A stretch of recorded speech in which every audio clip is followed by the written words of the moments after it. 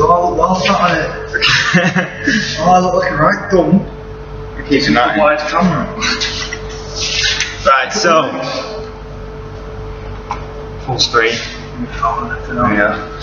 Okay, so the Nordic hamstring curl, also referred to as the Nordic curl, is designed to improve eccentric strength of the hamstring muscles. The exercise tends to be performed in pairs, but there are variations which we can get to in a bit.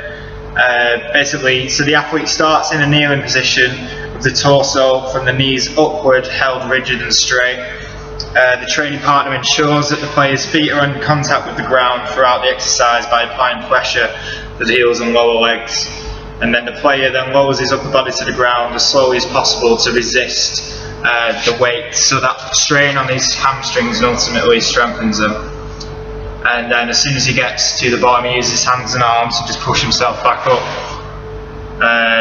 So to minimise the load in the concentric phase. So we'll just show an example of that now. So before doing this exercise, because it can be quite strainful on the muscles, you would obviously do your standard warm-up, especially if someone had come back from a hamstring injury.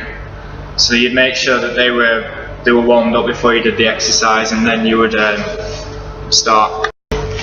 Okay, so pressure on the heels and back legs, and then Connor is just going to lower down slowly and relax, and then push back up. So now just do it again and just go as slowly as possible and feel the strain on it, and then when it gets really tight, just relax. That's it. Yeah. 2 more.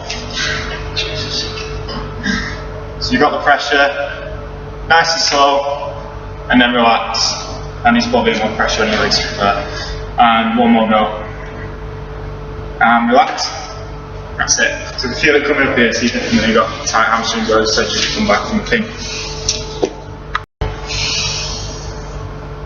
So, in terms of the periodisation and the progression of the exercise, Yolmus recommends that you do it over 10 weeks. The first 5 weeks are a build-up phase, and then there's a maintenance phase from then on.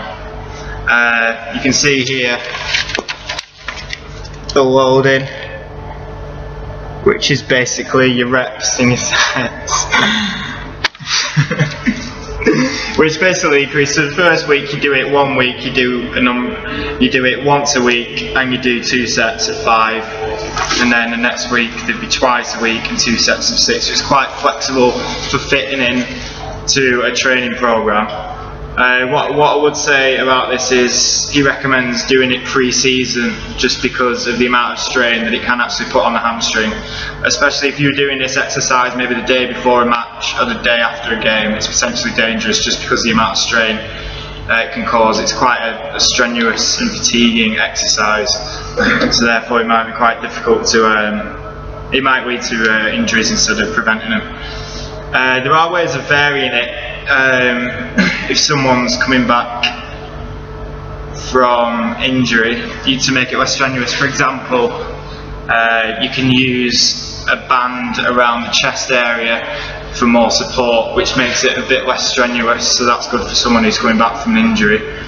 And it's also possible to do it where the athlete is just doing it and putting his feet under a piece of equipment for support, so it doesn't need to be doesn't need to be a coach there. So then basically you can just do it on his own, so it's easier in terms of the resources. But it is a good exercise in terms of not much equipment or resources are needed, so it's just quite easy to do.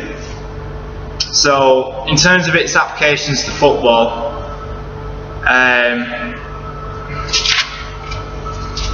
in terms of its applications to football, one second. Yeah, so this is an example of how you can use a piece of equipment to do the exercise without any supervision or guidance, obviously if they were trained and they were doing properly.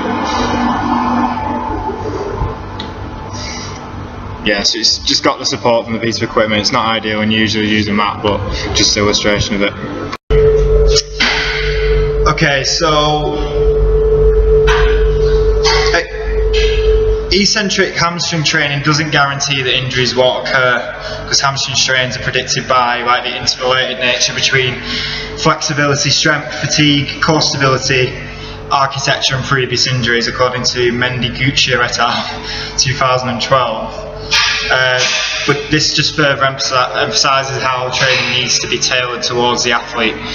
However, Peterson et al. 2011 completed a randomised intervention trial on 50 Danish male elite athletes, and basically the rate of new acute hamstring injuries was 59% lower in the group that was performing Nordic Curls, and they were prescribed a 10-week training as discussed before.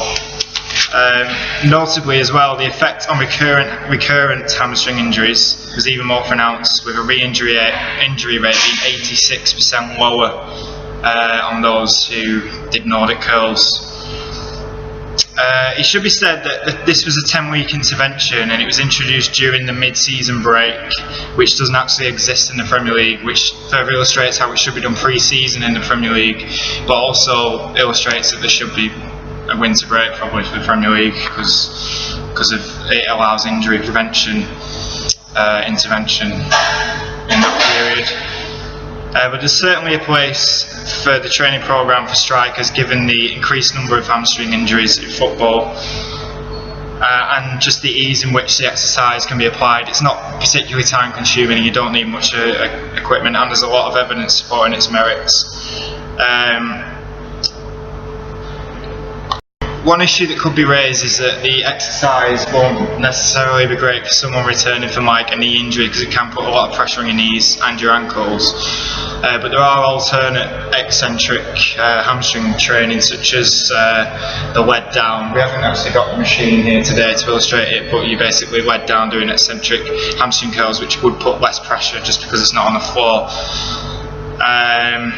But it's certainly applicable to football, just basically because of the increase in muscular injuries, and it's certainly applicable to strikers, because Bloomfield et al. 2007 said that strikers actually engage in significantly more other type movements, such as jumping, landing, diving, slowing down, and they've been observed to have high levels of stopping at high intensity and swerving and slowing more rapidly, which basically can increase their risk of injury. Yeah, so these activities produce shearing forces on the lower limbs, and Beiser et al. 2001 recommends appropriate strength training and prehabilitation practices must be adopted and emphasised. So yeah, a survey across European clubs from McCall et al. 2014 found that only 65% were actually using the Nordic Curl, and only 79% used any eccentric exercises at all. Which suggests that this could be an area of improvement for Premier League clubs and clubs across Europe to prevent hamstring injuries, which are becoming more common. Another benefit of eccentric hamstring curls is that Askling et al. 2002 found that it can actually improve speed in elite soccer players, but this was done using a machine and not done using a Nordic curl, and speed on that is yet to be researched.